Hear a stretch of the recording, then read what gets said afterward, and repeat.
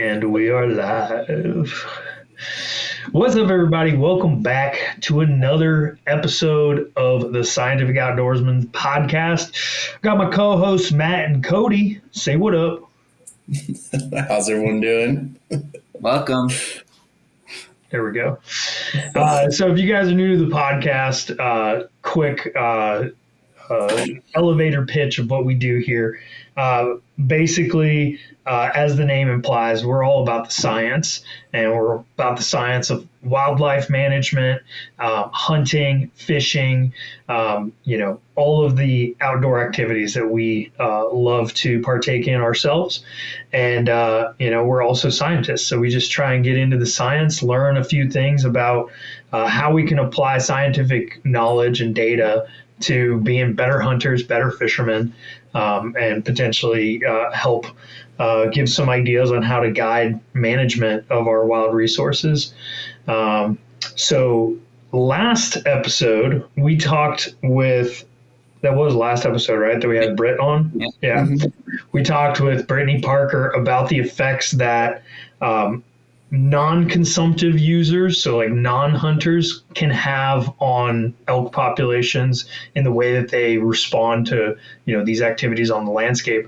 Today we're kind of following up to that by talking about the effects that hunters actually have on the way that elk move.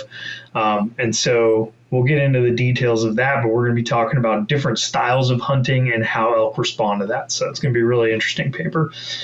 But of course, before we get into that, we always like to do little announcements. And I have one major one, and I don't know if you guys have anything else, but I'll hit this one first.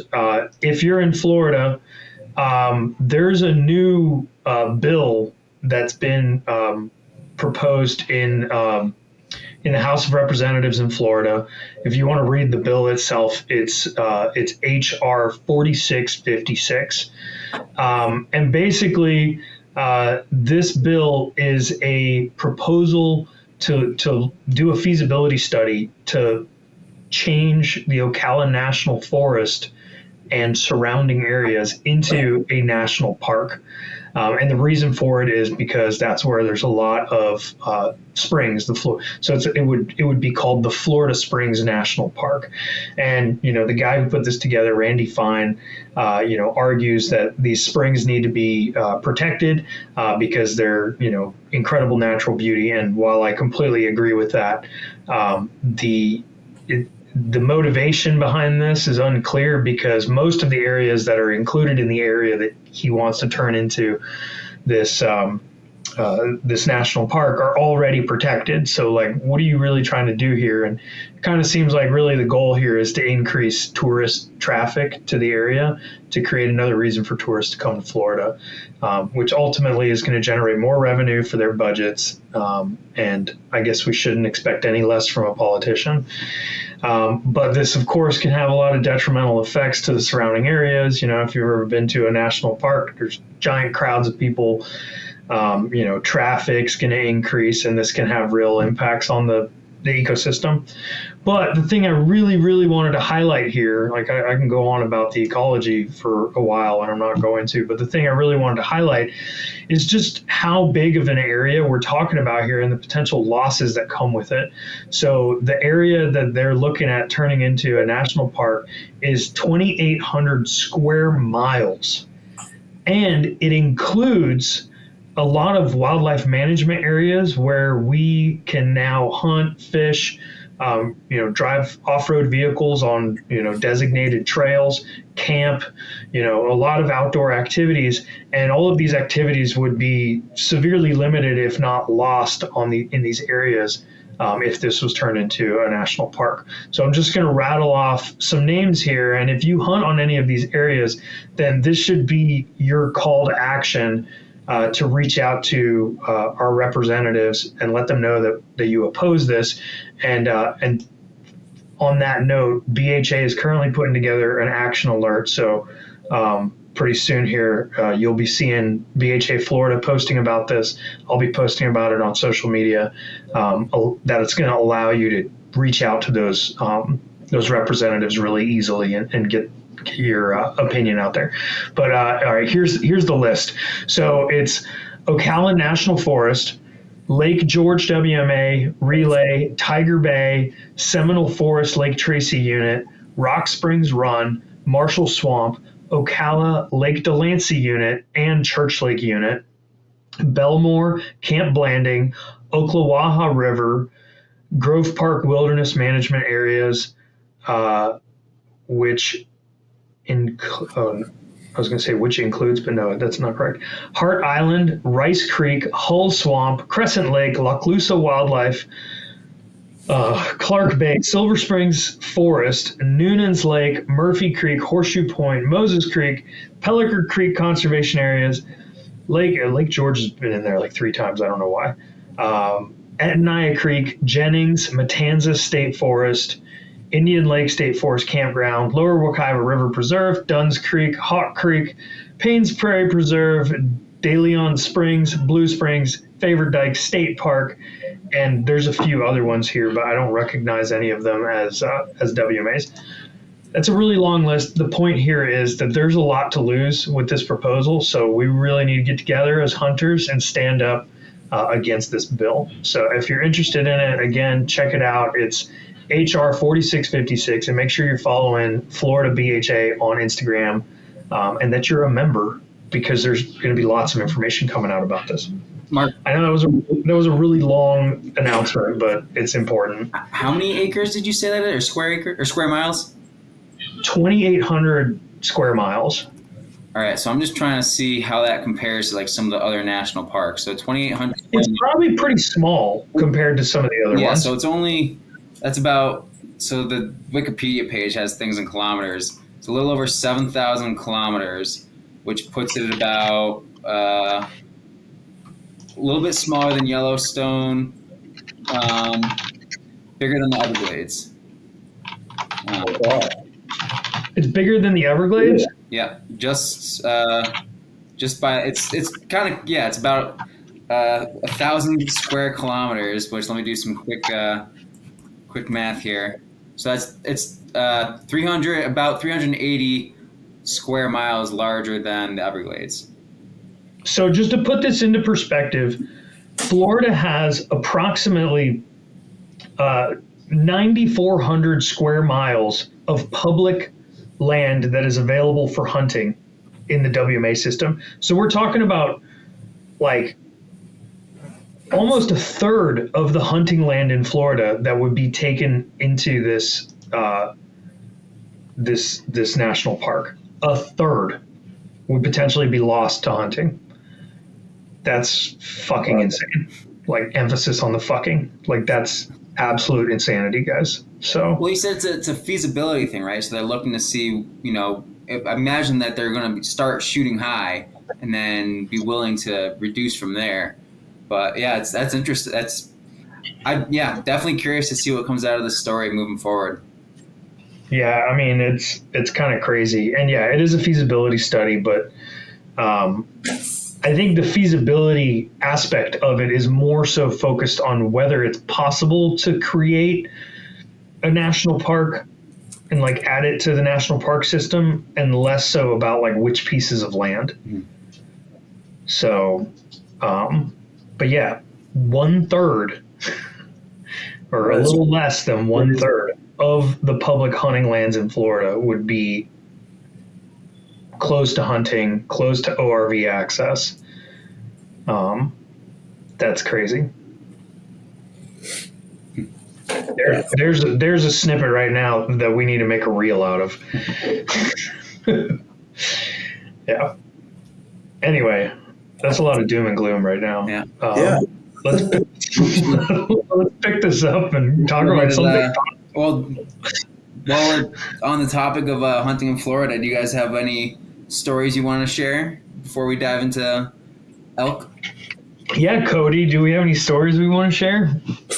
No, not really. Well, it was cool. I shot and missed at my first buck. It's archery opener last weekend for us here, and I had one come. It was really a nice close. buck. It was a good buck. And it was literally the first 3 hours of sitting in a saddle ever. And the first time ever shooting at a buck, and my shot ended up being at like the 2 o'clock position, like 7-8 yards. And I didn't practice shots that close, and the angle was a little harder than I thought it would be. Also, like in the nerves of everything, forgot to stop him. And he was moving pretty quick. I've done that plenty of times. Yeah. But you said you shot over, so the not stopping him didn't really matter. Yeah. No, I shot right over his back, but it was a really cool encounter. I'm still kicking myself a little bit, but do you like remember where you put your pin?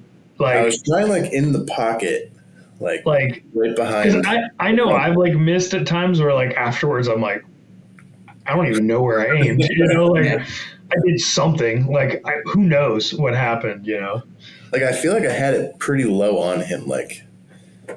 Well, maybe you were looking through your peep sight, man. Like honestly, like that definitely happens, man. Like you draw up and you like see the pins and you're like, oh, that's it, you know. Like, so I don't know. Felt a little uncomfortable. I feel like I wasn't sticking my chest out and like leaning out enough. I was kind of hunched over in the saddle, hanging out. And you said your string was like on your bridge, which that in itself will totally throw off your shot. Like, so there's like a lot of potential things that could have caused you to miss. But the reality is, like, I missed a buck at the same distance, literally the same situation, but I did it with a crossbow. So like, I'm not even gonna fault you. Like, it just happens, man. Like, especially when you're new to this thing, like, there's so much information to like process in that exact moment that like when you're new to it, like you don't even know what to do with all of it, you know. Then when you get a little more experienced with it, like you kind of know which pieces of information to like focus on. But honestly, I think you get to a point where it stops rattling you, like just quit hunting. It's always gonna mess with your head. Yeah. So but it was pretty cool. I appreciate the kind words from both. I think it's worth pointing out, though, like I just want to put this out there, that like I have not led you astray, because I have put you in a spot on 2 opening days, and both times you've had a buck come into range. Yep.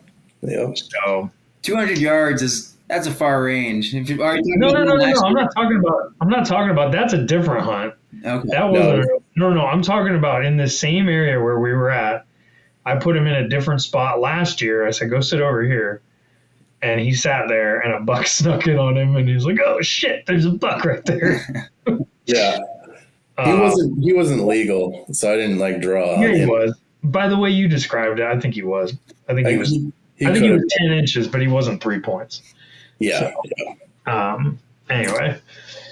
But yeah, 2 years on you opener. Yeah. And then Matt, you went pronghorn hunting? I did. I had last weekend, archery pronghorn here. I got some permission to hunt some private land. It was, I didn't have any luck landing one, but it was still fantastic. Landing? Harvesting. Did you catch any deer? Yeah. Fair enough. It was, both the times that I was out there, it was an afternoon and then it was the next full day. There were pronghorn all over. Again, it's private land and it was like good quality habitat. The tough part was just being able to sneak up on them. I didn't have a decoy or blind or anything that I was using. And there was a little bit of cover, ground cover with like sagebrush and whatnot. But that ground cover was also quite noisy. So I couldn't get any closer than 80 yards. I know there's some folks out there that might take that shot, but I've taken some shots out to 80 and I just wasn't confident in my ability yet to be able to ethically make that shot. And, I really just enjoy getting the excitement of crawling in on them, seeing them there. There was one point where one got in a little bit closer, but I didn't have a clear shot on him. And I think he got spooked by something, and I didn't know pronghorn snorted, but just like other bucks, they'll snort at you and kind of stomp around a little bit. And he didn't see me or get too spooked because he didn't run far, but he ran in the opposite direction. And it was still a lot of fun to get to see them up close and crawl in on them at times. And it was a good time. So, but now, yeah, if I'm heading over there in 2 days. We're going to go elk hunting. And let's say by the grace of God, we actually get an elk like relatively quickly. We're going to go spend some time chasing those pronghorn on the second I'll weekend. get up there, but I'll see if we can do it. Yeah. How far of a drive is it? 6 hours each way. It's a pretty drive. Across the Rocky Mountains. I mean, it's pretty, I guess. Get some B-roll. So, anyway, plenty of space. Hopefully we'll make some good footage in the next couple of weeks here. So, yeah. Anyway, got a good story for in a couple of weeks too. Yeah, hopefully, stories, whether or not they're bugling bulls, exciting ones. There's going to be stories. Whether they're productive or not is a completely different thing. So, but yeah, let's talk about bugling bulls in this paper. Yeah. Well, with this being opening day of archery elk here in Colorado, we got a very appropriate paper, like Mark was saying at the start of our podcast today. We're going back to the same study area that our last podcast occurred at, up in Oregon, where there's the Starkey Experimental Forest and Range that allows researchers to manipulate the ways that elk experience or encounter people. And there's a lot of research that's already been available before this study that's shown kind of like what we talked about last time, where we know elk respond to hunters. We know that they respond to people on the landscape. And usually the ways that they respond are, they go away from areas that are used by people, whether that be the roads, try to find cover. And they can really respond to hunters in this predictable way because hunting seasons, they're a season. We're only able to hunt during daylight hours, and it's only this certain time of the year. So animals can kind of learn that trend, that pattern, that hunting pattern. But what wasn't known before this study is how different types of hunting might influence the elk behavior. So whether you're doing archery versus rifle, and whether you're targeting elk or not targeting elk, say you're targeting mule deer. So that's what they wanted to look at. And they did that by tracking the movements of 38 elk. And those elk were shown, or they were looking at the movements, not for all the elk at the same time, but during the course of 2009 to 2016 in this kind of enclosed experimental range. And they had 3 different hunts, each hunt being a 5-day period. So you had starting off with archery elk, which was at the end of August. And then in early November, they had a rifle hunt for mule deer only. And then in the end of November, they had a rifle hunt for elk only. And each of these hunts was a lottery where they had, forget the exact number of tags that they gave out, but it equated to like one hunter for every little over square mile. So it was pretty limited quota. And they also had around each hunt a 20-day period that was kind of like the study window, where you have 6 to 10 days before the hunt. That's kind of like this control period. There's no one on the landscape. And then 1 to 5 days before the hunt, the hunters start coming in, right? They're going to be scouting around. They're going to be on the landscape, but obviously they're not going to be harvesting anything. And then there's the 5-day hunt period. And then there's a 5-day post-hunt period where you're expecting there, again, not be anyone on the landscape. So you have this really interesting gradient in hunting pressure, or I guess exposure probability for the elk, where you have no one, there's people, there's risk of being hunted, and then there's no risk at all, but you kind of have like that fear still being there. So they had these 38 elk, they collared them so they could look at their positions, and they looked at positions during those 20-day periods. And there were 2 different kind of things that they looked at. One being the movement rate, so the number of meters that these elk moved in a 15-minute window changed depending on each of those seasons. And they also looked at that versus day versus night to see how that might have an effect, given that these hunters, it's like other places, you got 30 minutes before sunrise to 30 minutes after sunset. So you have the movement rate that they looked at, but then they also looked at habitat selection. And for that, they had they only looked at that control period. So it was like 6 to 10 days before the hunt and the hunt period to kind of simplify things. And wanted to know, are the elk using different habitats based on there being hunters in the area, but also based on the type of hunt? And there were a few different metrics that they included in that the analysis, so that to kind of describe those habitats. So you could have, as you might expect, like distance to ATV trails, where, like I said before, we know that with hunting pressure, elk go away from those trails. That was an important one to look at. Canopy cover, what's the density of the vegetation? Are they going to be able to hide in the area? And then a bunch of different landscape characteristics, so like the slope of the ground, greenness, which like how green the vegetation is, the quality of the vegetation, relative topography. So is it something that, you're down in a valley or are you up on a ridge? And then lastly was the elevation. And so they took all this information, all these models, and then they were able to look at, how are elk actually responding to each of these different hunting pressures. Okay, and so I got a question. So maybe we should talk about our new format. Our new arrangement. Yeah. Yes. Our new arrangement is that only two of us are going to read the paper. The other one is going to ask all the questions. We figured this way we're more likely to not overlook things that we otherwise, like details that if we all read it, we're like, we all know these details. It's easy not to talk about them. So we've got Cody here as our non-reader today. He's going to ask all the questions that Matt will answer. I got lucky this week.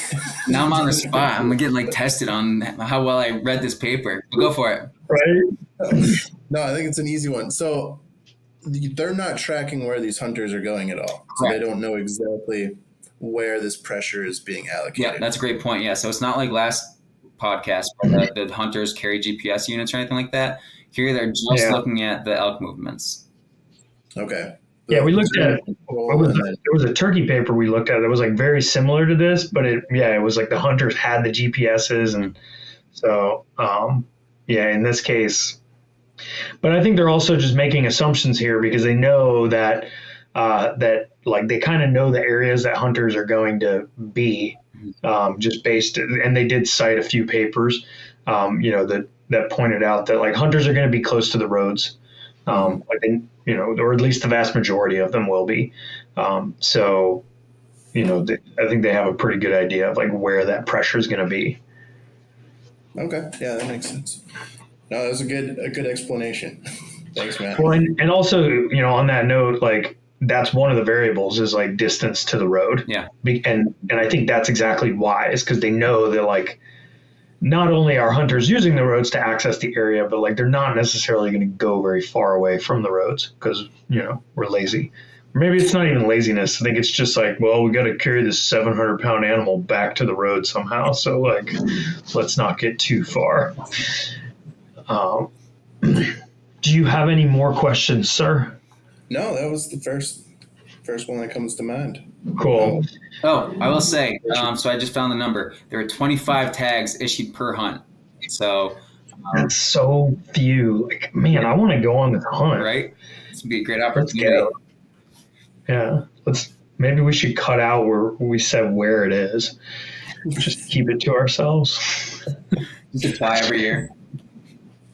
Yeah, maybe we'll get it. Probably not. I think Oregon is a relatively cheap place to go elk hunting because nobody wants to, because it's pretty gnarly. It's almost like rainforests. It's super wet and muddy, very different than the desert type conditions that you get in Colorado and New Mexico and stuff like that. So I feel like it's a tier above in terms of difficulty. So I haven't even looked at getting points out there. Probably means it's a lot easier to get them. I don't know. Yeah, people don't think of. Well, I imagine some people think of there, doing that. I also didn't realize there's elk in Michigan. I learned that the other day. Well, yeah, there's elk in a lot of the more eastern states now because they've been reintroduced. But all the elk in the eastern states are reintroduced populations. Whereas the western ones are OG. Yeah. So I thought Michigan just had moose. I didn't realize there's elk. Nope. There's some elk. There's also elk in, I think, like Wisconsin and like Minnesota and stuff, like up in the northern parts. There's some areas where there's some elk, but there's also elk in like Virginia, Pennsylvania. Yeah, Pennsylvania, Virginia, like the whole what is that mountain range that goes Appalachian. down? That's the one. Yeah, like all the Appalachians have, like even Kentucky, North Carolina, South Carolina.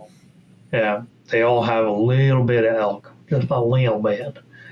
So, but a lot of those populations are not even huntable. So, anyway, results. Let's talk about the results. We're just going to focus on a few figures here because I think that they just tell a really good story of like what we've got going on. So I'm going to allow Matt to show stuff here. God, I'm going to need my glasses for this. Getting old. All right, here we go. So I thought this was really cool. This is looking at the mean step length, which is the rate of movement, like Matt was saying. So it's the distance that they moved within a 15-minute period. And what I thought was really interesting about this is it's like kind of opposite to what we've seen with white-tailed deer, as we talked about this topic before. With white-tailed deer, you typically tend to see that, when hunting pressure increases, they kind of hunker down, especially during the daytime. But in this case, you're actually seeing that when the pressure ramps up, you're seeing an increase in the rate of movement, which I thought was really interesting. I'll just say for the rifle elk and for archery, not so much for rifle deer, yeah. Right.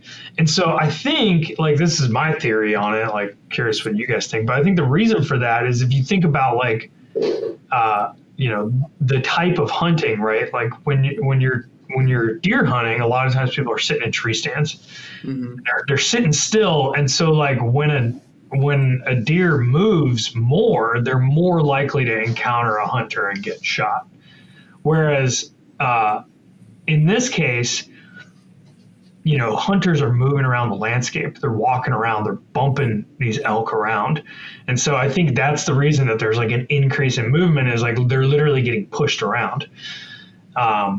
Yeah, and I'll just say that they actually mentioned that in the paper, and a really good example or further support for that is you have that increase until the post hunt spot, like that the last points there, at least again for archery elk and rifle elk. Once people leave, movement slows down.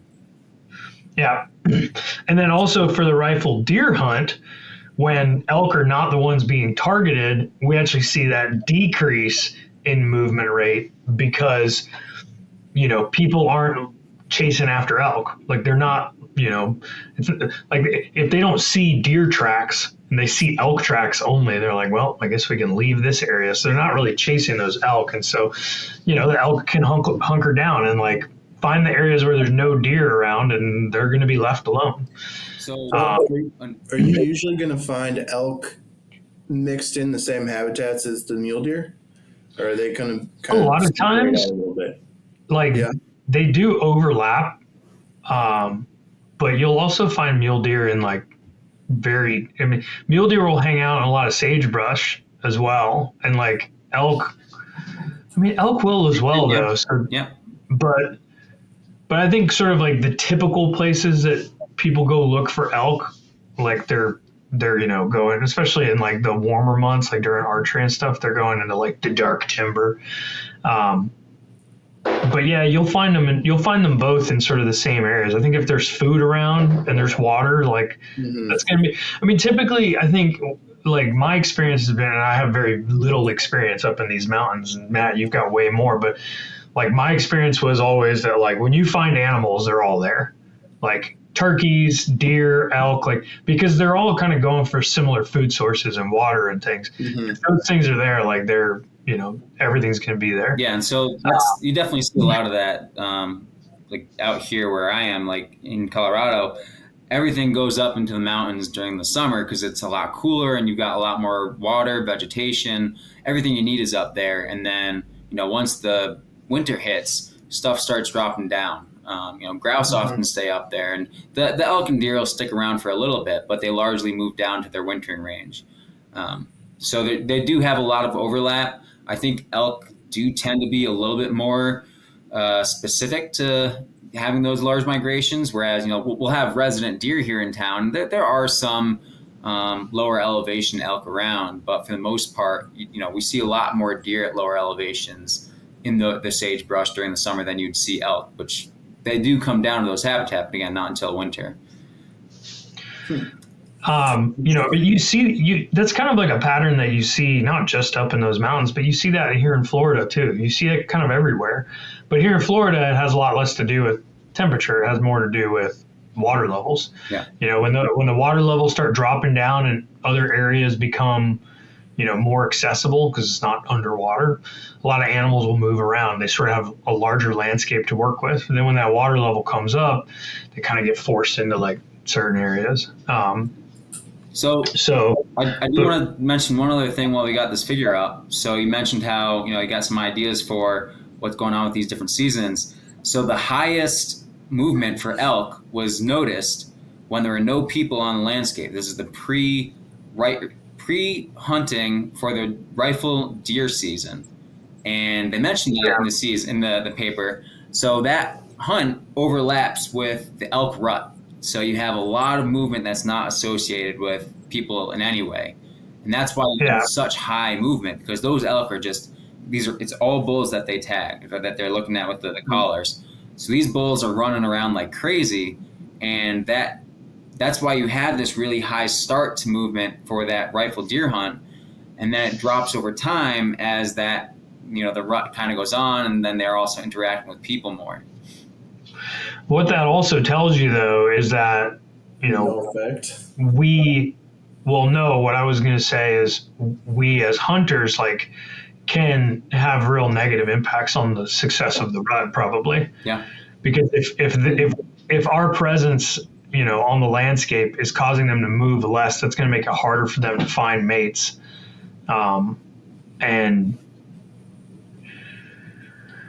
But then again, they're just males. They're not really ecologically if you have one male that finds, a bunch of cows that are hot, then he can breed all of them, and it's still gonna, you're still gonna see, breeding occurring. So maybe it doesn't have as big of an impact.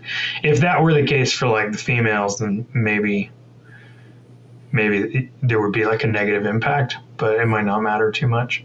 And remind me, you said the pre to the post is a month in time? About 20 days. So each segment is a 5-day section. 5 days. Okay.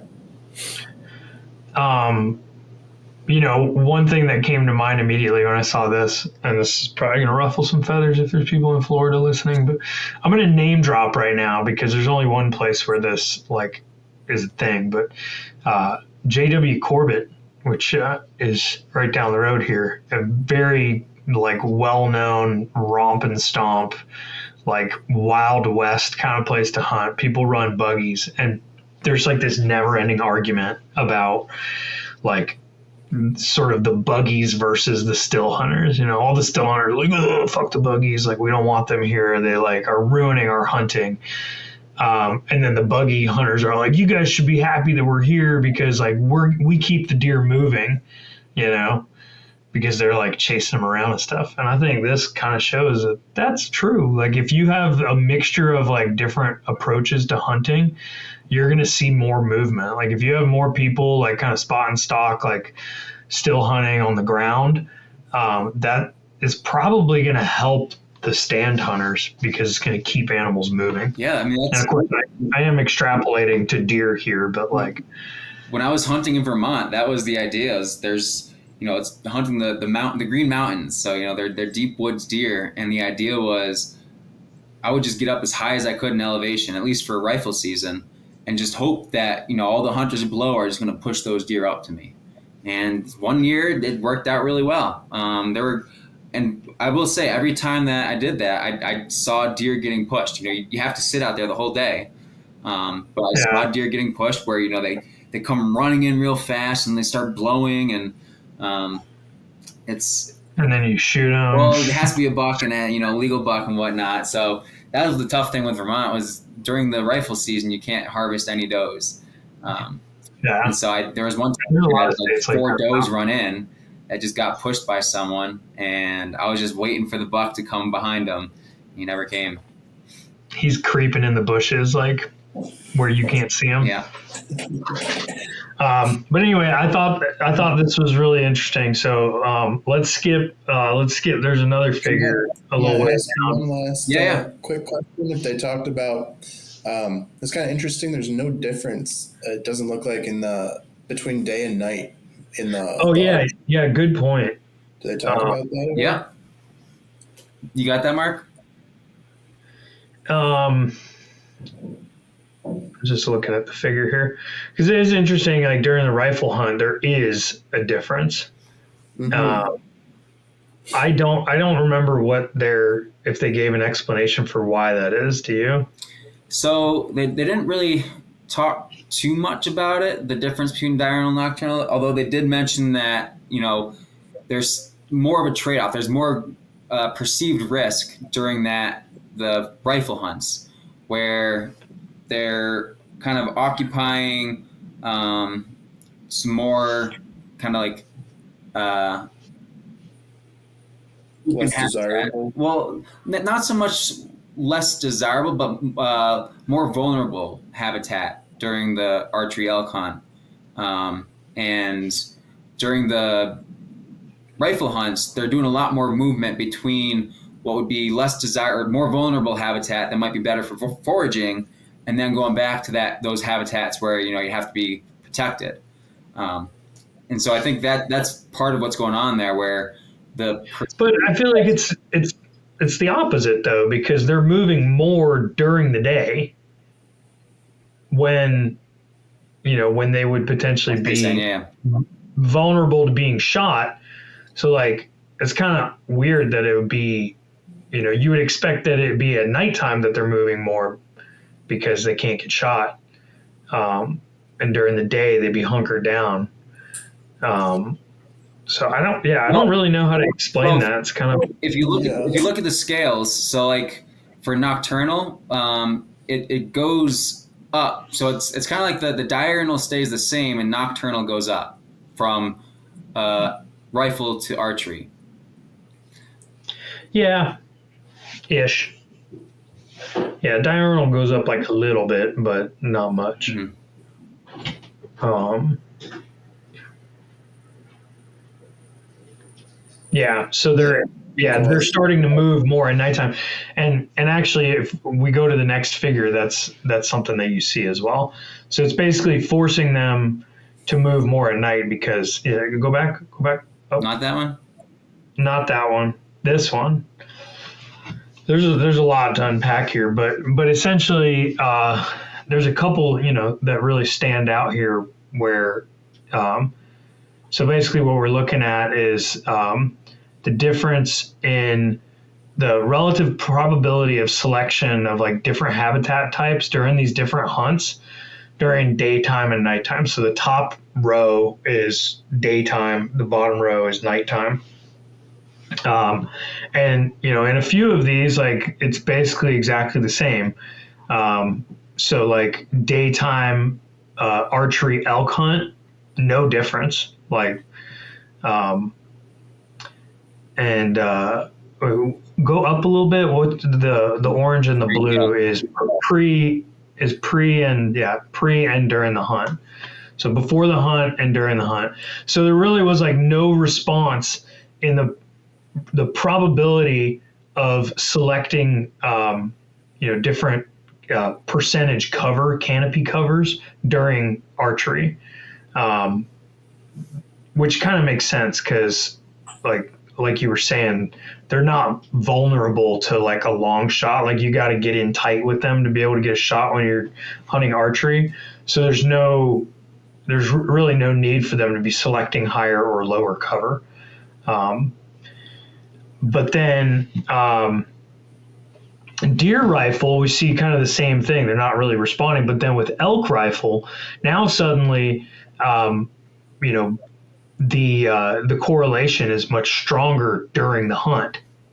So they're actually selecting for higher percentage cover during that rifle hunt because they can be shot if they step out from that cover. Yeah, during the so day. during the daytime, they're spending more time, and then the nocturnal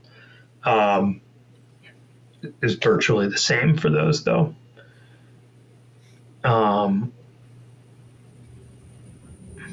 There's a lot of information to unpack here. Yeah. I probably should have written notes down. Well, yeah, so I think, like you're saying there, like for the most part during the day, they're looking for canopy cover. You see that to a greater extent during the elk rifle compared to the that preseason, but it's still it's kind of comparable to those other seasons. So that's canopy cover, and then but also keep in mind though that elk rifle hunt is, like you said, it's associated with the rut. Deer rifle. So what? Deer rifle. Oh, the deer rifle one was? I thought you said the elk rifle one. Sorry, I didn't catch that. I was looking for an explanation for why during. Remind me, Matt. The elk these hunts, did they happen at the same? The elk archery and the elk rifle hunt, or they're at different times? Different times, yeah. So they go sequentially. So you have elk archery, you have that 20-day window, and there was like a 15-day gap between elk archery and deer rifle, and then there was only like a 5-day gap between like the end of like that post hunt for deer rifle and the start of the pre-hunt for elk rifle. So that's interesting though, because essentially like the herd's already been affected by the previous hunt before each hunt, like pre-hunt started, So that like when you're looking at the elk rifle diurnal plot here for canopy cover, like why is that pre-hunt different than the other pre-hunts? Probably because those other hunts have already occurred. And so it's something where we're looking at canopy cover, like the on the nocturnal side of things, they're going to the open areas at night because that's where there's a lot of forage. So they've been run kind of crazy for a good month now. They're probably pretty hungry. They finally have a break of activity, and they're like, all right, let's go get some of this energy back. Also, we just went through the rut. We're pretty hungry. Got an appetite built up here. That's pretty interesting across time with that effect. You see the archery, there's like pretty large confidence intervals there, and then it just gets tighter and tighter down the bottom. Right. But also like during the archery one, that blue line there is like basically on the 0 line, which means they have like no preference at nighttime. They're just like wherever. It doesn't fucking matter where I am, wherever the hell I am. Before anyone's there. Yeah. Yeah, before there's any and then as soon as people get on the landscape, now suddenly they're at nighttime, they're selecting more for low percentage canopy cover. They're basically wanting to roam around more at night, but during the day it doesn't really change. Like it kind of stays the same as what it was pre-hunt. So they're really taking the differences in the way that they're using canopy cover is really more visible at nighttime than it is during the day. It's interesting. And then the other thing on the other side of this figure, you got distance to the road, and everything's always saying that these elk are staying away from the road across all times, except the pre-hunt nocturnal, where they seem to be attracted to the road to some extent. And again, the paper said this is when the elk are in their rut and they're moving all around. So, at night they might have a better chance of either like getting to different places if they're kind of staying close to those roads. You might have better sight of some cows. So it's not surprising that before there's people on the landscape during the rifle hunt, the deer rifle hunt, during that rut, they're going to be pretty much anywhere. It doesn't matter if you're close to the road or far from the road, at least at night. During the day, they still try to hide. Well, and also keep in mind, like you said, if they're trying to get to a different area, maybe they have to cross roads. They're going to do that at night. Yeah. So maybe that's why you see them being closer to the road at nighttime. But I mean, what I think I'm learning from this right here is that we need to go hang out on the roads and listen for bugles at nighttime. It seems like at nighttime they're more likely to come close to the road. During the rut. It is the rut. What are you talking about? That's going to be still a couple weeks out. No, it's not. I mean, it starts picking up. There's definitely a good chance we'll hear some I hope some so. bugles out there. I'd love to hear some bugling. We were out in the mountains this past week and we saw elk, but didn't hear any bugles. But Did you see bulls? did not see any bulls. Saw some back ends, so it's hard to say what it was, but Pretty good chance that if we hear bugles, it's say it's 90% chance it's a human. Oh yeah, that too. Yeah. Yeah. That's the most likely case. Yeah, it's I gonna don't be care. cow. Hey, if I hear it, I'll still get my heart pumping. That's the exciting part. It's kind of like what we were talking about with turkey season, where part of the what's considered a successful turkey hunt is even if you just hear the gobble. So, yeah. if someone's on the other ridge bugling away, and I'll get me going. I mean, I don't know. My experience has been it's like really obvious when it's human. Yeah. Like I've heard humans and you're just like, come on, did you even practice? Yeah.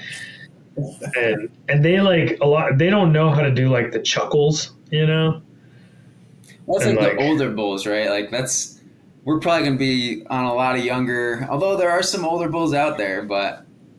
I mean, who says it's only the older bulls that chuckle? Kind of like that. Well, I know like that raspiness. You can definitely tell like an older. No, not that they call that, what is it, lip balling? I think, yeah, something like that.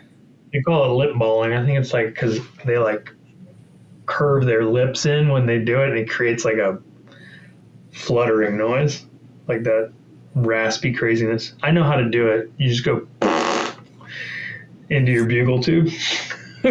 like no joke, you just go Like raspberry. it makes that sound. It's interesting. But yeah, no, I'm talking about that chuckle, where it's like they're like consecutive, like quick little mini bugles that they'll do after a big bugle. And like most people don't know how to do it because honestly, it makes you feel like you're going to choke on your diaphragm and fucking keel over and die right there. It's a very weird feeling, but I got it figured out. So we're going to sound like real bulls. Have you been practicing like in the car, like you did? No, I have not. I should be, but I did a couple practice runs like in the yard, and I was like, "Yep, I still know how to do it. I'm good to go." Your neighbors. Yeah. We're like, "What the hell? There's an elk in the backyard." Someone just bought an elk. What the hell's that Mark doing again?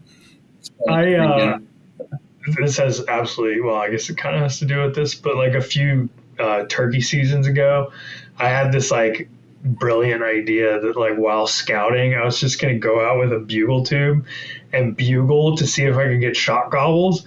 Because I figured like a turkey's going to hear that and like they're not going to associate that with humans. They're going to be like, what the fuck is that, And you do it so loud so you can like really get it out there. That was my theory. I didn't get any shot gobbles. I think you should keep doing that. But I'm sure like if there was like hunters walking around, they're probably like, what the fuck is going on? And have some comment. I heard that. I was wondering who was doing that. That's hilarious.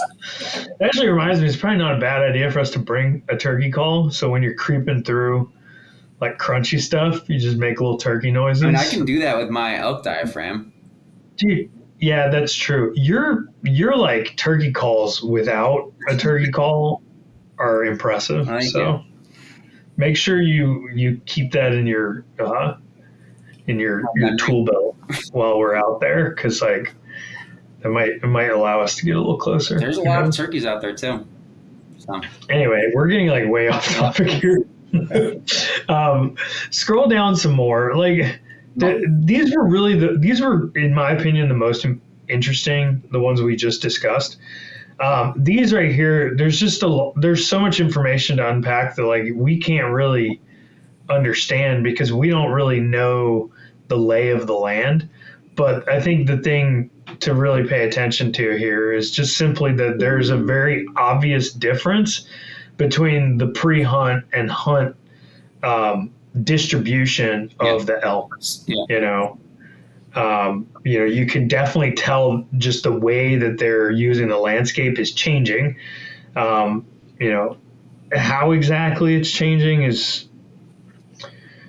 I don't know. I guess like one thing that does stand out, like now that I'm looking at it, is like you typically see that they are further away from the roads.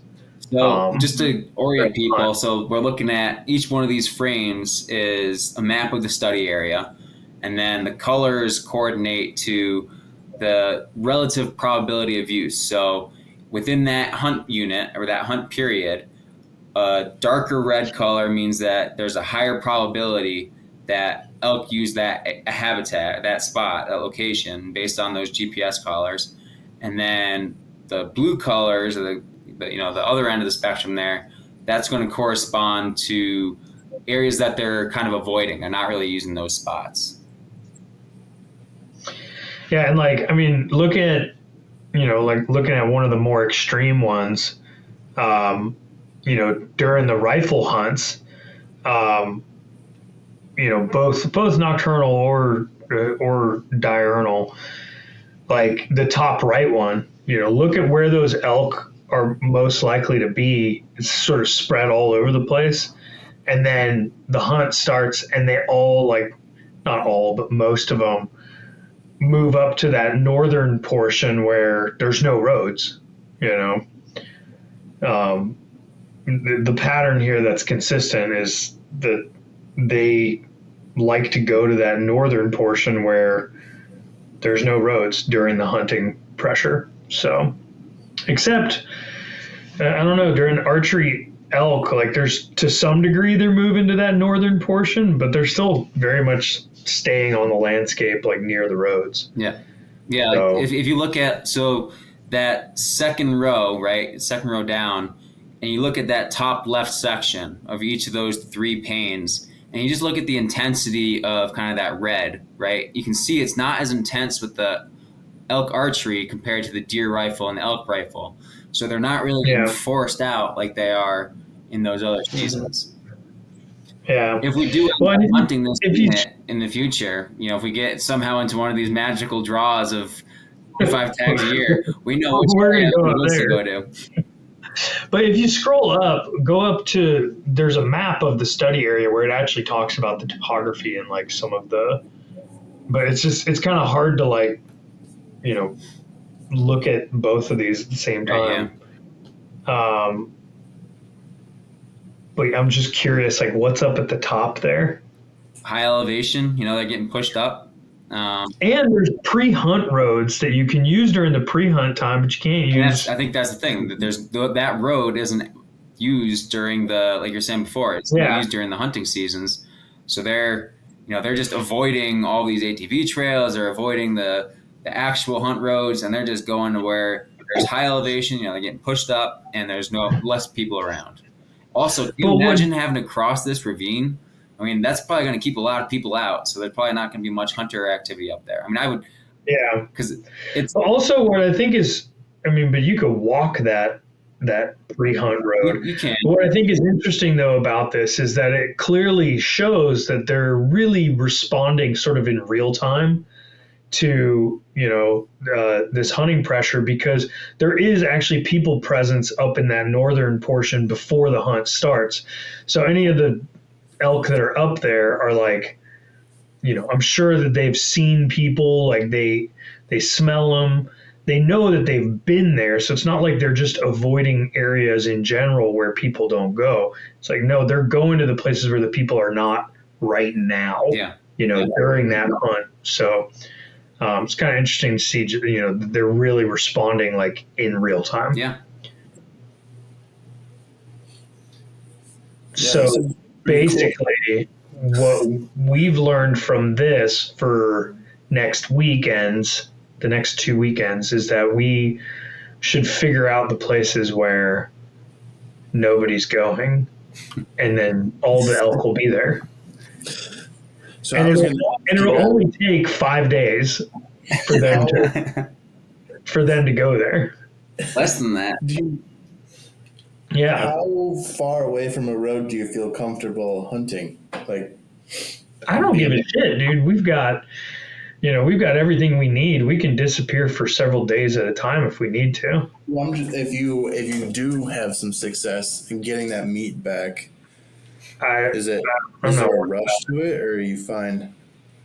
I'm not worried about it. I feel like that's a good problem to have. I think it's something where that meat can hang for a day or two. Okay. As long as you get it off the ground, the things you have to worry about.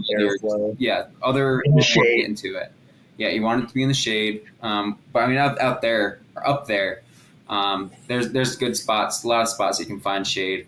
Well, and also it's so dry there that what happens is once you hang that meat up, it'll form a nice pellicle, which is like, sort of like a dry sheath.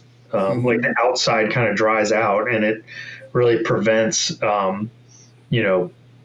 like oxygen from getting in there to feed the bacteria. So it literally kind of almost like self-preserves it if enough air can get around it. So yeah, you can hang it for a couple days if you really needed to. I wouldn't want to hang it that long. Like I'd prefer to leave it for like a day tops. But realistically, I mean, between me and Matt, like if we get one, we can hike out a quarter each. It'll suck, and then we'll go, get his friends, make them get the other half. Mark, you're that friend. Yeah, I know. No, but I mean, worst case scenario, like if we get into a situation where we're like, fuck, we really bit off more than we could chew, there's pack out services, like there's ways to deal with those situations. So like I said, it's a good problem to have. So the strategy is going to just be getting just long bomb it. We're going 10, 15 miles in each time. Well, are you going to camp and then like move further in? I don't really want to broadcast what our tactics are here. Oh, we're road hunt. Okay. Yeah. We're just going to drive down the highway until we see elk and then just like fling arrows from the highway. No, we'll talk about our strategy afterwards, especially if it was actually successful. If it wasn't, we're never going to talk about this again. So, but anyway, did you guys, or Matt, did you have anything else like results wise that you wanted to bring up? So I will say during both rifle hunts, I mentioned that greener habitat, kind of like high vegetation quality. During those hunts, day and night, they did kind of look for those greener habitats. My guess is that this is something where they got people moving them all around and they're getting hungry and they're going to spots where there's, good quality food for them to kind of replenish their energy reserves, right? Like if water, if there's green vegetation, there's water. Yeah, 2.2. Yeah. So, that's something to keep in mind is if you can find those green areas, if there's a lot of people in the landscape, just think about that as something that, these animals might be moving to those spots to get those nutrients that they need in between getting kicked all around. The other thing that, with that in mind, we're going to have a little map session when I get over there, like before we head out. But the Hunt Stand app actually has like a layer that you can put on there to look at like the greenness. Yeah. So we could potentially identify some of those holes, those little spots beforehand as potential areas to go check out. We're just going to be a bunch of Googans out there just trying things based on our scientific ecological knowledge. And hopefully, it'd be really cool if we have some success because of it, because then that would really give some validity to what we're doing here on this podcast. I feel like ultimately so much of it comes, yes, there are ways, there's things that you can do to put yourself in the best situation. A lot of times it just comes down to luck. What are the chances that animal was at that spot at that time? No, I don't believe that at all. I think it comes down to it. Like, there's always some luck involved, but it's all about putting the probability, like, in your favor. Absolutely, yeah. Like, But that's what I mean. Like, increasing the chances that you're going to be in the right spot. But then you still need that animal to be in the right spot. exactly, that's what I mean. That's the luck part. There. There's always some component of luck. We can do everything right, and it might just be that animal wasn't there at that time, or someone harvested it. That just means you have to be there longer. What's that? Just means you have to be there longer. Like, if you put yourself in a spot that's high probability, where it's like, okay, there's like a really good chance this animal's going to come to this area. Like, you just got to spend a little bit of time there until it actually comes to that area. Yeah. No, that's true. And hope that no one else is sitting in that spot before you get there. Probability and time. That's all it is. Yeah. So anyway, I just want to finish up. We started this off talking about how a lot of studies have shown elk and other animals respond to hunter pressure by kind of avoiding them. This study added a unique component to that by looking at these different style of hunts, and ultimately found that the rifle hunts, whether you're targeting elk or you're not targeting elk, the elk responded more to that than they did to archery. And that was just kind of like not too surprising, because it does make sense, right? Like, you've got this loud noise. If someone's going to go shoot a gun off the end of the road here, I'm going to respond to that. They're shooting arrows. It's like, I'm not even going to hear it. Yeah. So I'm not going to respond to it. My nerves aren't going to be at the same extent.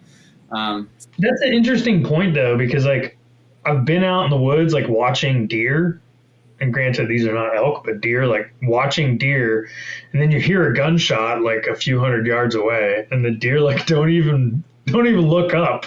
They're just like, whatever. But maybe they know, maybe they know like that it's far away and it's not something to worry about. Probably. So I think it is interesting, though, like, how these elk differentiate between the two. And I feel like really it comes down to not necessarily the noise that it's making, but the way that the hunters are moving on the landscape. I think an archery hunter is just far more stealthy, and really trying to like keep the wind in their favor. Whereas like gun hunters are just like, whatever, if he can smell me, I can shoot him, maybe they're just not, trying as hard to like be undetected. Yeah. And another thing I think is a good point to what you're saying there about, the deer hearing a gunshot and not really responding.